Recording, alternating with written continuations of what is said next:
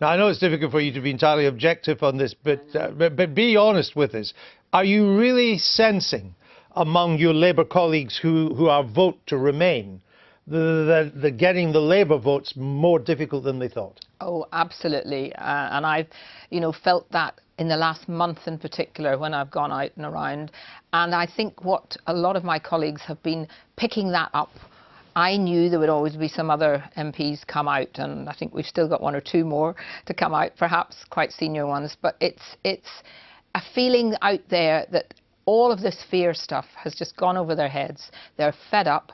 They really feel this is the payback time for all the way that they've been ignored for years and years. And I genuinely do feel, and I saw it in my own constituency. Do you think it's an anti-establishment mood is taking hold of those going to leave? I think there's just a feeling out there that nobody's listened to them. And they really are beginning to believe this is their one chance, because both sides are saying this is, the most important decision they will take. And I think they're beginning to believe that. And I saw it in my own patch where I hadn't, last weekend when I went out, and what struck me there. Because you're in central London. Yes, and I'm in central London. London's always different. There's a bit of a bubble here. But in one of my Labour estates, literally people were coming out to me genuinely and saying, we are with you, we want to leave. And Afro-Caribbeans were saying to me they understood the immigration thing. They do understand that this is about getting rid of discrimination in immigration. It's not about anti-immigration. And that's beginning to get through now to both the Asian community and the Afro-Caribbean community. If you win,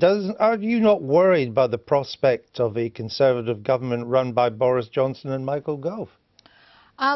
I believe in democracy, and they have been elected, and of course if they get a new leader... They haven't been elected to be government, no, to be but I Prime mean there will Minister. be a new leader, whatever happens, I think. I just can't see David Cameron. I mean, even if it's Remain? I genuinely can't. I mean, the feeling amongst even some of the Remainer MPs who I'm fairly friendly with, and they're unhappy about the whole thing. So I'm not concerned. I mean, I think... this idea that somehow they'll immediately get rid of all trade union rights and so on, it's just nonsense. It really is nonsense. And, I would rather be certain that we have a government that we can get rid of than leave it to the unelected EU. So that, the slogan, take back control, it actually means something. Yeah. It really does mean something. Because the defections are not all one way, are they? Khalid Mahmood defected to Remain. He described your campaign, not your personal campaign, but the campaign on whose side you are, was trying to, quote, frighten people by concentrating on race and colour. That must be a concern. Well, I think that was a bit naughty of Khalid to say it like that, because Khalid actually joined up very early on.